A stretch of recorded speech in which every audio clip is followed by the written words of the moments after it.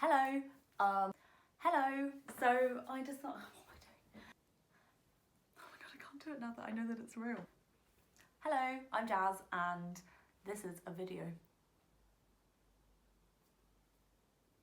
Hi. Oh my god, what is wrong with me? Hello. So as you can probably see from the stack of books, I have a kind of TBR today. It's a kind of TBR because I'm really bad. Really bad at TBRs. I'm such a mood reader. It's so bad, but it's what it is. I sometimes even try to have a collection, you know, like a little stack by my bed of books that I want to get to that month, and I literally just ignore it. Or I'll look at it and be like, nah, I'm not feeling it, and then I'll just go to the bookshelf and be like, oh, I'll just pick something else instead. It's awful. Having said that, here's a TBR. It's not like a monthly TBR, it's just I want to read these books by the end of the summer / after summer / near it, not winter, but I want to read these books by the end of summer. Some of them have been on my list for literally ages, years. Some of them are really new, but I'm really excited about them, so I'll probably end up getting to those first because I'm super excited about them. Some of them I'd never heard of, but I picked them up and I thought they sounded really interesting. Some of them I've picked because I'm doing the Beat the Backlist challenge, which is like a challenge to read as many books that you actually own instead of buying more and more and more. It's a problem. So anyway, without further ado, let's get into it. These are the books I want to read by the end of summer. The first book is A Man Called Ove by Fredrik Backman. If you haven't heard of Fredrik Backman, he's excellent. Saying that, I've literally only read one of his books, but it was amazing. That was Beartown. Beartown is genuinely incredible. It was a book that moved me. It was my favourite book of last year. It tackled social issues in a way I've never felt before in a book. It wasn't so head-on, but it was so ingrained in the society. It was so good. I loved his writing. I knew that I wanted to read everything he has written. So here we are. Yeah, so it's A Man Called Ove. I don't know much about it. I know it's about a grumpy old man, which kind of reminds me of my granddad, which is sad. I think it's only from one narrator, whereas Beartown was from loads of different perspectives. So that'll be interesting to kind of compare the two. But I am super psyched to get into this one. The second book is Water Shall Refuse Them by Lucy McKnight Hardy. This was kindly gifted to me from Dead Ink Books. What is the word? This is an uncorrected proof copy. It comes out on the 5th of July. It's like a coming of age novel. It's about a family and a girl specifically that moved to Wales. Is it Wales? Yeah, a small village on the Welsh border in the heat wave of 1976. It's kind of been compared to Shirley Jackson. There are witches involved. There's lots of folk horror. It's not really something I'd usually read, but it sounded really interesting and a lot of people have really raved about it, so I was quite intrigued to get it. Hopefully that one will be ace. The next one is The Idiot by Elif Batuman. I am terrible. My friend Nikki gave me this book. Thanks, Nikki.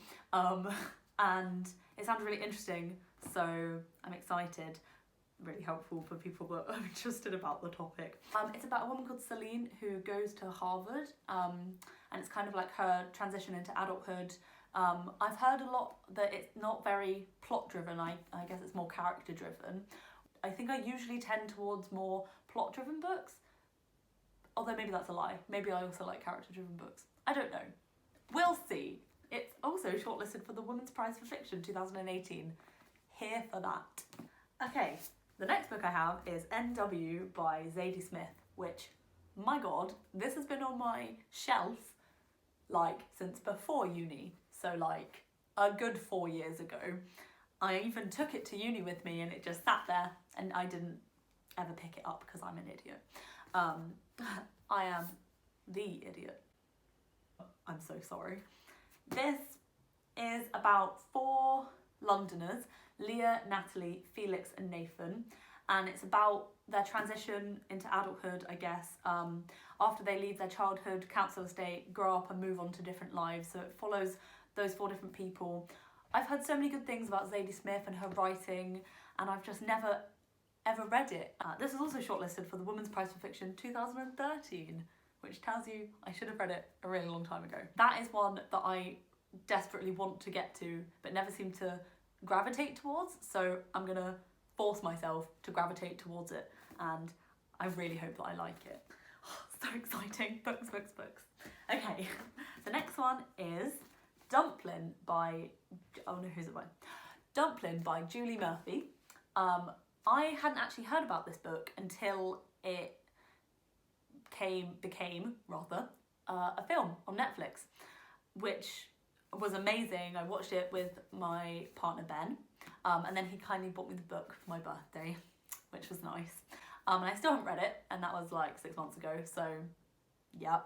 I loved the film. It was great. It's very body positive and talking about fat phobia and talking about families and friendships. I left that film feeling so like warm on the inside that I can only imagine that the book is like excellent. Again, a beautiful cover.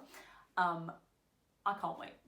The next book is a bit different. It's a classic. It's The Man in the High Castle by, oh my god, I'm so bad at authors. The Man in the High Castle by Philip K. Dick, which I remember buying from a charity shop a few years ago for a couple of quid, and I was like, oh, I've kind of heard of this, but I'm not really sure. It was one of those books that I'd heard so much about, but I'd never actually bothered to figure out what it was about, and it just sounds excellent. Let me just read you the back here. It gives us a horrifying glimpse of an alternative world, one where the Allies have lost the Second World War. In this nightmare dystopia, the Nazis have taken over New York. New York. The Japanese control California, and the African continent is virtually wiped out. I mean, I love a dystopian, and thinking what if that happened, what if that didn't happen, is that's me. I do that all the time. I can't wait to read this. I think it's going to be really interesting and scary. The next book, my friend Amy has been telling me to read for about 6,000 years. This is actually her copy, so don't worry, Amy, I'm looking after it, and I promise I will get to it soon. This is A Little Life by Hanya Yanagihara. I've probably said that wrong, I'm really sorry. I have heard so many people talk and rave about this book, like the saddest book, but also the best book ever. I mean, I trust Amy's recommendations when she's like, says it's incredible. It made her cry, which is a lot. I know that it's a queer book, which makes me be happy. It follows the life of 4 men, JB, Willem, Jude, and I've forgotten the last one.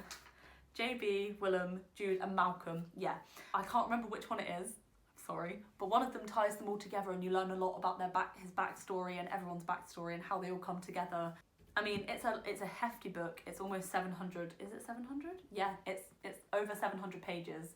It's not a quick read, but I think it's going to be worth it. A lot of people have told me it's worth it, and honestly, I have to read it for Amy because I think she'll kill me if I don't.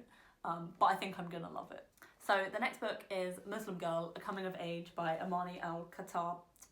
I'm so sorry. Oh, you're so bad. This cover is beautiful. Also, the back is amazing.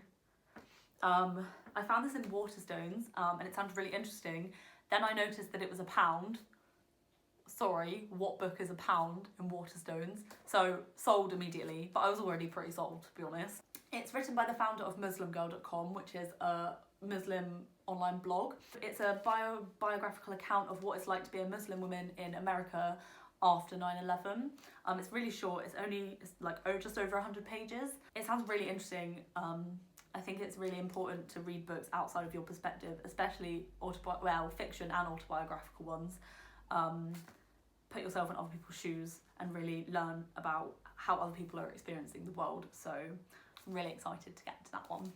Oh, we're nearly there. So this one is a bit different. It's one that I wouldn't pick up if I didn't know him, if that makes sense. So this is Frank Turner's songwriting book. It's Try This at Home, Adventures in Songwriting.